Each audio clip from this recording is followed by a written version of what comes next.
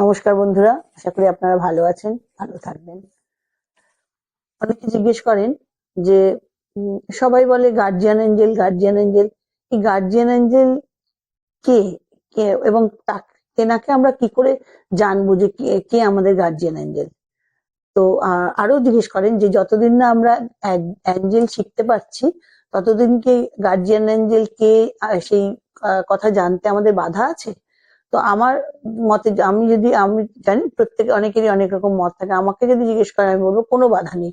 কারণ আমরা যখন রামকৃষ্ণদেব বা সারদামণির মতন অত বড় বড় মানুষদের যখন আমরা চোখ বন্ধ করে প্রার্থনা করি, ওই আমরা হয়তো তাদের কাছ থেকে দীক্ষা নিইনি, তবুও কিন্তু তাদের কাছে আমরা প্রার্থনা করতে পারি, কারণ তারা সকলের বাবা মা, সার্বজনীন বাবা মা বলে আর কি, সেই জন্য আমরা করতেই পারি।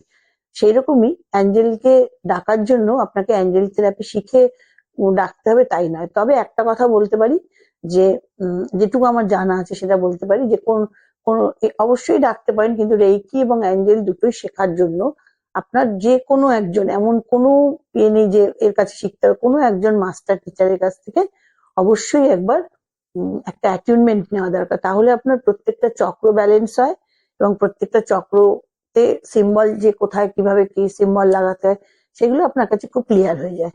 এবং এই চক্র ব্যালেন্স হওয়াটা খুবই জরুরি, কারণ আপনি ভবিষ্যতে আপনার শিখলে নিজেকে সুস্থ করলে এবং পরিবারের লোককেও সুস্থ করতে পারবেন। সেই জন্য এই জিনিসটা খুবই দরকারি।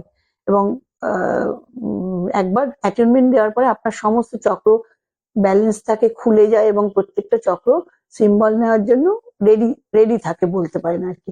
তো সেই জন্য অবশ্যই আপনারা অ্যাঞ্জেল থেরাপিতে অ্যাঞ্জেলকে মেডিটেশনে ডাকতে পারেন, মেডিটেশন করেন। এবং গার্জিয়ান এঞ্জেলকে কি করে বের করবেন সেইটা আমি নেক্সট দিন বলবো। আপনারা শুধু ডাকবেন এবং অ্যাঞ্জেলের কাছে, বাবা মার কাছে যেরকম যে কোনো প্রবলেমে অনুরোধ করেন বা প্রার্থনা করেন বা বলেন, বাবা যাদের বাবা মা বেঁচে আছেন যে আমার এটা দরকার, সেইভাবে অ্যাঞ্জেলকে বলবেন। অ্যাঞ্জেলরা রেডি থাকেন সব সময় আপনাদের কাজ করে দেওয়ার জন্য। আপনারা ভালো থাকবেন, সুস্থ থাকবেন।